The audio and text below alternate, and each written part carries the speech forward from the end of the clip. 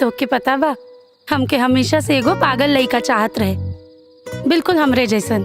और तू एकदम वैसन है बाड़ा, यही से तो हम तो से प्यार कर बैठल हैं।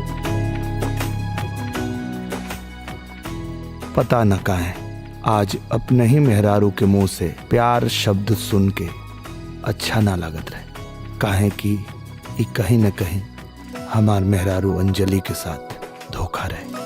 लेकिन हमके कबो धोखा मत दिया। ई तू ही हो अंजलि, लेकिन एहसास अलग। ई उहे तना लेकिन राहत अलग।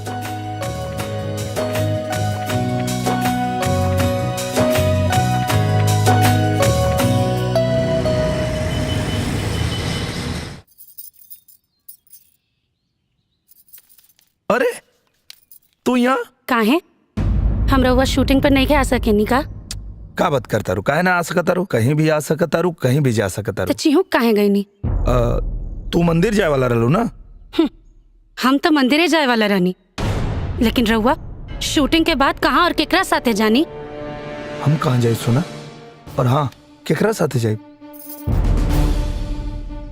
एंजल के साथे। के बाड़ी एंजल? बोली के है एंजल? सच बतावे में कोनो खतरा तो नहीं के? बहुत बड़ा खतरा बा।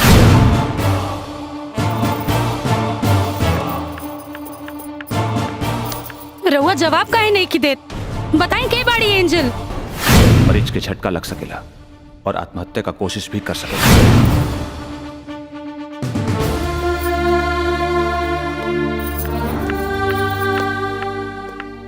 आँख काहे चुरावतानी? जवाब दी, के बाड़ी एंजल? अब आप सोच लें कि सच्चाई बता के मरीज का साथे जोखिम उठाई। अंजलि स्वाति ठीक है कहत रहे, राउत चक्कर कौनो दूसर लड़की के साथ चला था। देखा हमार बात सुना, ऐसा कोनो बात नहीं कर। हमके रउआ से बात नहीं की करे के, बल्कि राउत शक्ल भी नहीं के देखे के। हम अपना माई के साथ अपना घरे जाता नहीं। हम चाह के भी उनका से सच ना बता सकत रहनी, काहे कि वो सच बर्दाश्त ना कर पाई है। का अब भी निरहुआ अपना दुल्ही से सटल रही? ई जानल जाई मध्यांतर के बाद। इंटरवल के पहले आप देखनी है निरहुआ सटल रहे के कहानी, जो नाम में निरहुआ के बीवी के दू गो रूप है, अंजलि और एंजल। अंजलि एंजल के पैदा कैले रहली अपने बचपन के मास्टर से बदला लेवे खातिर, काहे कि अंजलि मास्टर से डेराइल रहली, घबराइल रहली। मास्टर तब बचपन में चल गई, लेकिन मास्टर के लौट आवे के डर से मास्टर से लड़े खातिर अंजलि के दिमाग में एंजल हमेशा जिंदा रहली और वो कभी भी आ जात रहली। हम अंजलि के सच्चाई कबो ना बता पौनी, एह डर से कि कहीं इस सच्चाई के सदमा से अंजलि के कुछ न हो जाए।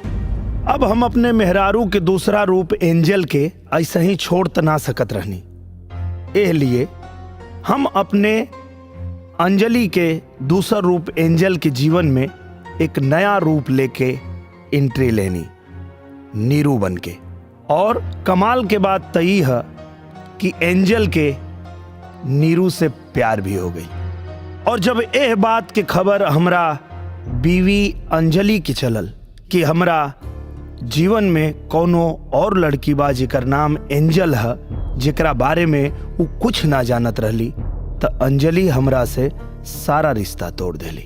हम अंजलि के ही बता भी ना पावत रहनी कि जो ना एंजल से हमके प्यार भइल बा वो अंजलि के ही दूसर रूप है।